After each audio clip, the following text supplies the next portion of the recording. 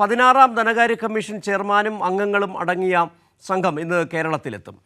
നിതി ആയോഗ് മുൻ vice chairman doctor Arvind Panagariya ചെയർമാനായ 16ാം ധനകാര്യ കമ്മീഷൻ റിപ്പോർട്ട് തയ്യാറാക്കുന്നതിൻ്റെ ഭാഗമായാണ് സംസ്ഥാനങ്ങളിലേക്കുള്ള പഠനയാത്രകളുടെ ഭാഗമായി 3 ദിവസത്തെ കേരള സന്ദർശനത്തിന് എത്തിയത്. വിവരങ്ങളുമായി ഇപ്പോൾ ഉമേഷ് കൊച്ചിയിൽ നിന്ന് ചേരുന്നു. ഉമേഷ്, വളരെ ആകാംക്ഷയോടെയാണ് കേരളം ഈ യാത്രയെ കാണുന്നത്.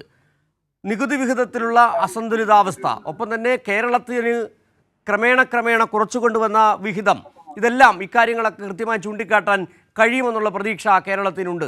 എപ്പോഴാണ് ഈ ധനകാര്യ കമ്മീഷൻ ചെയർമാനും അംഗങ്ങളും എത്തിച്ചേരുക?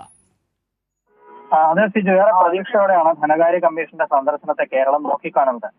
കേന്ദ്രത്തിൽ നിന്ന് അർഹതപ്പെട്ട ധനവിഹിതം ലഭ്യമാക്കാനുള്ള നിർദ്ദേശം സംസ്ഥാനം ധനകാര്യ കമ്മീഷന് മുമ്പാകെ അവതരിപ്പിക്കും.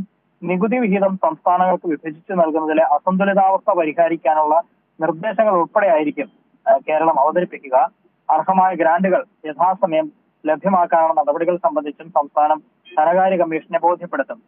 ഇന്ന് ഉച്ചയ്ക്ക് ശേഷം കൊച്ചിയിലെത്തുന്ന ഡോക്ടർ അരവിന്ദ് പകാരിയ ചെയർമാനായ ധനകാര്യ കമ്മീഷൻ സംഘത്തെ ധനമന്ത്രി KN Balagopal, chief secretary Sharada Muraleedharan എന്നിവർ ചേർന്നാണ് സ്വീകരിക്കുക.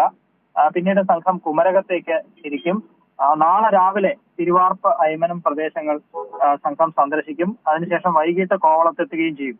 ചൊവ്വാഴ്ച രാവിലെ 9:30 കോവളം ഹോട്ടലിൽ മുഖ്യമന്ത്രി പിണറായി വിജയന്റെ നേതൃത്വത്തിൽ ഈ സംഘത്തെ സ്വീകരിക്കും. തുടർന്ന് മന്ത്രിമാരുമായി ചർച്ചയുണ്ടാകും. ഇതിനുശേഷം പഞ്ചായത്ത്, നഗരസഭ, കോർപ്പറേഷൻ അധ്യക്ഷന്മാരുമായും വ്യാപാര വ്യവസായ പ്രതിനിധികളുമായും ധനകാര്യ കമ്മീഷൻ ചർച്ച നടത്തുകയും ചെയ്യുന്നുണ്ട്.